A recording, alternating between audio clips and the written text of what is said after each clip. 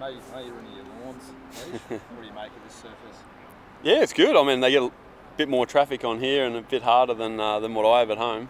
But yeah, I mean, it's obviously pretty tough growing grass inside a stadium, no air circulation, but no, they do a good job. You feel like you got ripped off. I think you declared Cam the winner. Yeah, I definitely declared Cam the winner there. We call that one a laser beam that he laid down, so it was pretty impressive. How are you feeling being back? Yeah, loving it. It's always good to get home. It's nice now I can get home a bit more often. But yeah, got in Saturday, spent a couple of days in Brisbane just checking out the sites, and excited to hopefully play some really good golf these next couple of days or next couple of weeks. Have you been out to Royal Queensland and had a look around? Yeah, I played yesterday. Played 12 holes yesterday, sort of between the rain showers, and then heading out again after this. So, course looks really good. I played here last year. I think it's better than it was last year. So yeah, it's hopefully going to be a good week. The rain stays away, and we can play some good golf. Do you reckon that's going to be the biggest factor? Is the weather, how that pans out on the weekend? Yeah, hopefully it's not.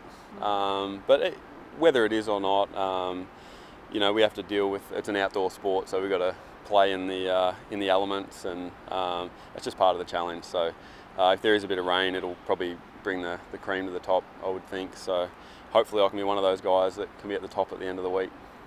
Well, this is the deepest field you've seen at the PGA for a number of years now. Like, you've got all the European Tour guys coming back, and like Lucky Neiman. It feels like it's the deepest field at the PGA for a while now. Yeah, it looks like a really good field.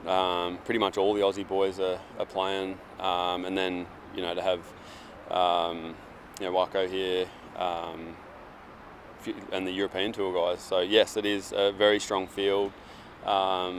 Because I think no matter who comes out on top, they're going to have to play some really good golf, and hopefully we can give Cam a run for his money. We just asked Cam the same question. Like, it seems like there's a really narrow window in these 2 weeks for Australian golf. We've got Live in Adelaide now, obviously in April, but do you feel like there's still more space to have bigger events down in Australia? Yeah, I mean, it comes down to sponsors in the end, I guess. But yeah, there's plenty of great golf courses. And plenty of time, particularly with a few of us Aussie boys playing a lighter schedule on Live now. We got more of a chance to come down, and we love coming here. So we've excited to get back here in April for the Live event. Hopefully, eventually we can have 2 of those events here, but probably even more of these sort of events, just so all the Australian guys can have some more stuff to play in. We were talking to Cam about the Olympics. You got how hard is it now with that ranking system? Yeah, I mean, it's very hard for me. I don't think I'll be in it, but hopefully they can do something so Cam can play with the ranking or the eligibility. Hopefully it doesn't come off the world rankings, because I think Cam's a pretty clear-cut best Australian golfer at the moment, and I think he deserves to be playing the Olympics. So hopefully they can do something so he can get in. But yeah, I mean, it was such an honour to represent Australia at the last Olympics, and I'm just really happy for whoever it is that does happen to represent Australia. It was one of the greatest weeks of my life to be able to do that. It's a tough price to pay, isn't it? Yeah, it is. But I mean, we knew coming when we made the decision that the world ranking points weren't there yet. So that was probably, the world rankings was one of the negative things, but I think the positives certainly far outweigh the negatives of our decision. Cam's back himself in for the Greg Norman medal tonight. Do you think that's fair? I was thinking he'd be a pretty good chance. He's had a good year. He had a good year in the majors. Obviously had some wins on Live. Yeah, I think he's going to be pretty hard to beat. But you never know. Never know. Leish, you had a really good shootout last day with Cam for an Australian PGA title down at Royal Pine. What's it like going head-to-head against Cam, one of your good mates? Maybe you could talk also about the gravitas he now has worldwide in terms of getting galleries up and just knowing that he is one of the elite in the world. Yeah, I mean, that was awesome, going head-to-head with him at Royal Pines there a few years ago. Unfortunately, he came out on top. But obviously that was the beginning of a lot of really good things from him. And he's got a massive following all around the world now. You know, I got a little bit of a taste for it in Adelaide this year, with sort of the feeling like a bit of a rock star, sort of playing there, and on the support on the golf course, and then walking down the street off it. It was pretty cool, and he gets that everywhere he goes. So you know, he's handled it unbelievably well. He's still a humble winner and a gracious loser when he doesn't come out on top, and I think that's probably the most important thing about it all, is the way you handle yourself, and he's certainly a role model for that. How much is the mullet and how much is his golf? Yeah, I mean, it's both. He's the wigs you see around and the kids with the mullets, and it seemed like he was the start of it. He started rocking the mullet and started lifting trophies, so it's his I mean, that's what he's known for now, aside from his golf. So it's good that he's got that locked up. Sorry, but you saw what the party hole did at Adelaide for you. What do you think about the concept here? Does it seem like they're expanding it again this year for the PGA? Yeah, I think it's good. Whatever can get people to the golf course. You know, there might be. I think it's good for the players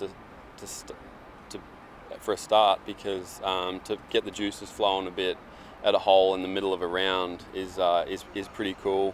And you know, there might be, if it's one person, I think it'd be more than that. But if someone hasn't ever played golf before, they go to that party hole just to have a day out.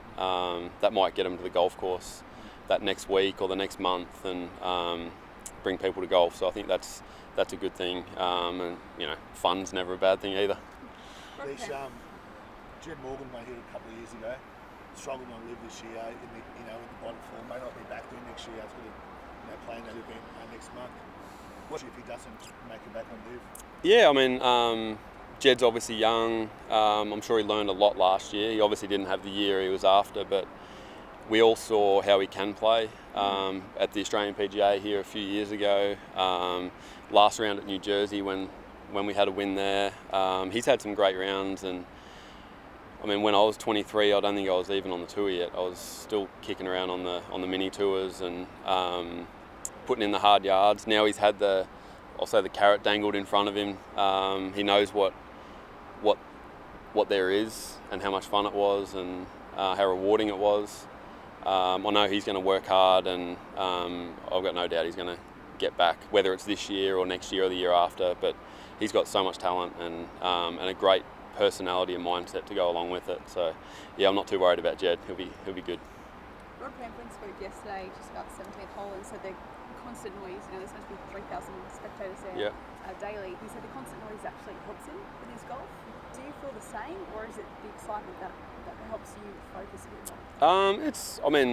It's both. I mean, the situation is a big one too. You know, if you're playing terribly and you get to that hole, you're not going to be nervous. But hopefully you're playing well and you need to hit a good shot. And I think it's the anticipation of hopefully making those 3,000 people roar. You know, if you make a hole in one or hit it really close. So I really like it. I mean, I love the music that we have playing at Live, because if someone is having a conversation, 10 metres from you, it doesn't really matter, because you've got the other noise happening. So that constant noise it makes it easier for a golfer, I think.